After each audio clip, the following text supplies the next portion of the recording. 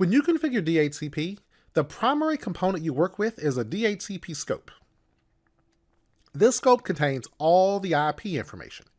When I create a scope, I get a wizard and you just walk through the wizard. It'll ask you all the questions, but you have to name your scope.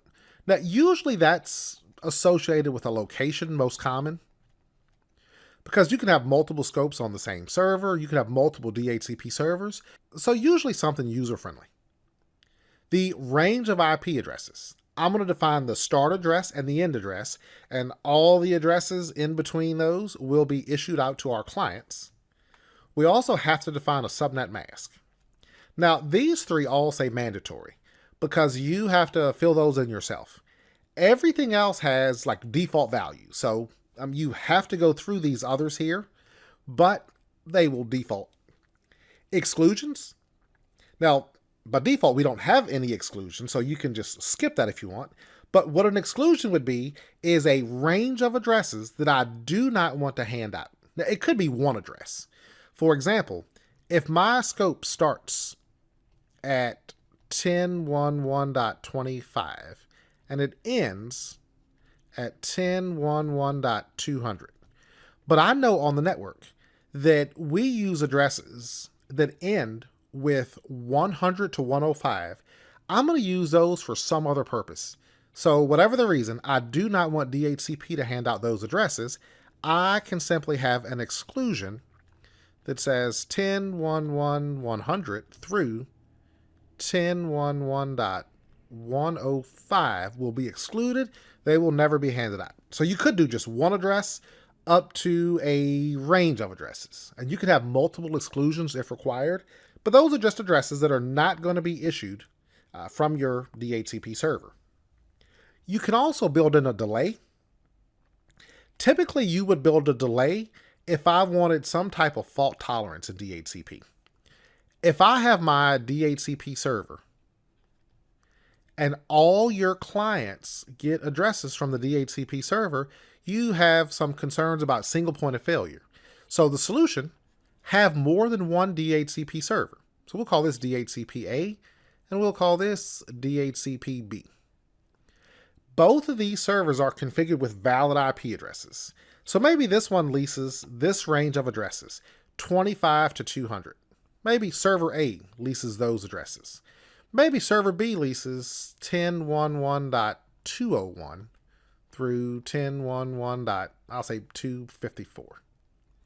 So they do not lease overlapping IP addresses. But if either one of those gives you an IP address, you're on the network connected to resources, so you're fine. If DHCP server A were to crash, no big deal. You just get an address from DHCP-B, you're still on the network.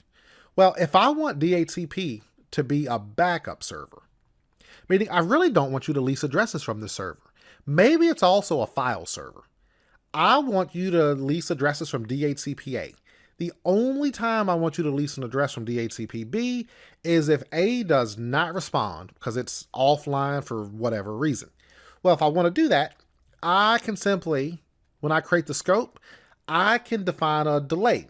Now that's just a number of milliseconds that once this hears a discover, it's going to wait the number of milliseconds I specify before it sends the offer. Theory would be this DHCP-A would have sent an offer first. So you would always take that offer that was sent from DHCP-A. If it never responds, then eventually, after some time, you would get the offer from DHCP-B. So just to function as a backup server is the sole benefit of building in a delay. We also can define the lease duration.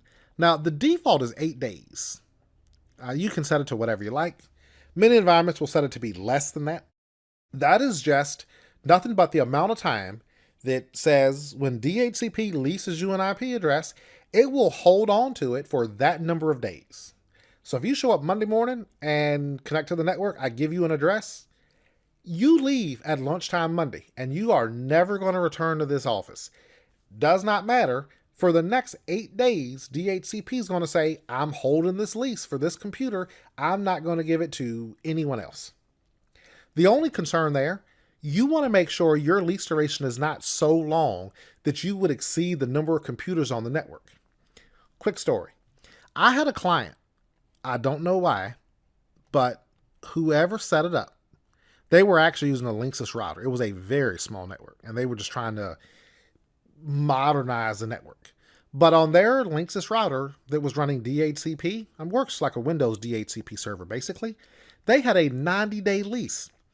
Now, they had about 20 users, but the problem, they had a lot of guests that would show up periodically.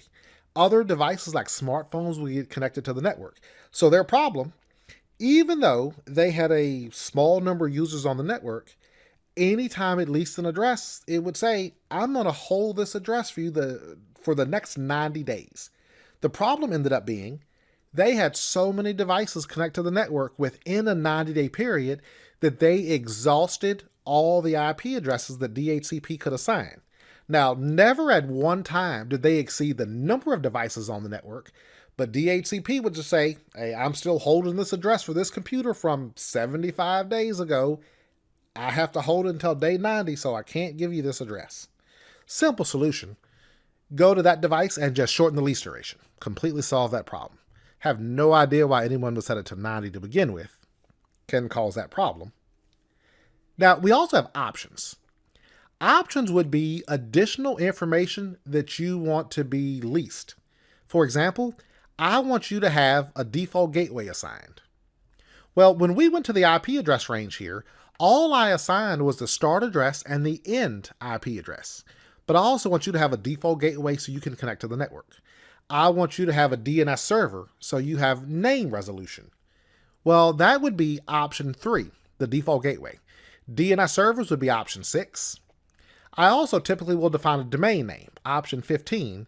So when you type something like ipconfig or ipconfig/all, you'll see your domain name show up in that list as well. Gets appended to your computer name. So these are the common options that you will define.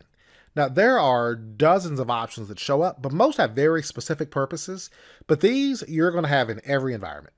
Your home network, assuming you're using some type of DHCP, like a Linksys, Netgear router, or some router from your internet service provider, it's going to run DHCP. It's going to lease addresses to all the devices in your home, and it's going to actually have a gateway, DNS servers, and domain name defined, and it's going to lease all that out to you. A quick example, the computer I'm using right now, I'm just going to type ipconfig, if I could spell, /all. And if I look in this computer, I can see my DHCP server is 192.168.1.1. I can see the default gateway, 192.168.1.1. We will for now ignore this FE80. That is IP version 6. But I can see the IP address. I can see the subnet mask. I can see this lease is actually only a 1-day lease. It was obtained March 2nd. It will expire March 3rd.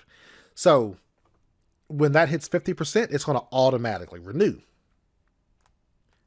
Pretty fascinating. The only other option is activation.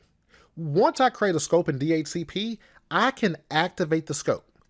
Now, a scope can only lease addresses when the scope's been activated. At any point, you could come back and deactivate it, and effectively, you just turn it off, and it does not lease IP addresses. So, activate, deactivate is an option for any of these scopes we create. One of the concerns with DHCP is that we have a rogue DHCP server. So, in DHCP, before or after you create your scope, we want to authorize the DHCP server.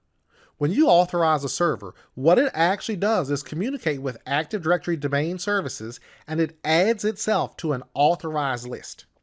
Now, you could do this through PowerShell. Add-DHCP server in DC, just the name or IP address of your DHCP server. You could also do this in the DHCP console, which is most common. You just open DHCP, right-click, there's an option to authorize. We'll see that in the interface. The point of this is to stop these rogue DHCP servers, meaning If somebody went to some server for whatever reason and installed DHCP, maybe they look at something, or maybe they plan to use it in a test environment or something like that, but it gets connected to our production network. If that's true and it's not authorized, it will never lease IP addresses.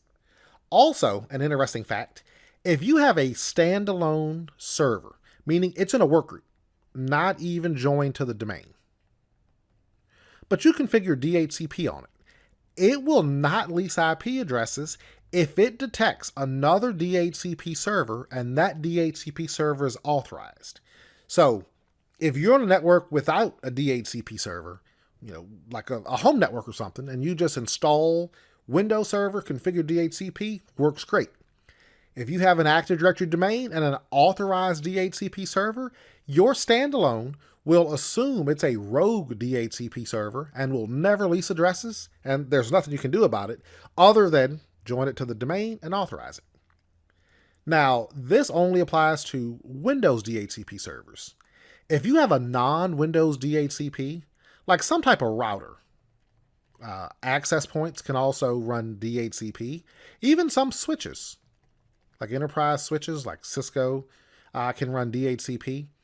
Any non-Windows device, it will function regardless of authorization because they don't read Microsoft's authorization. That's just a Windows setting, the authorization.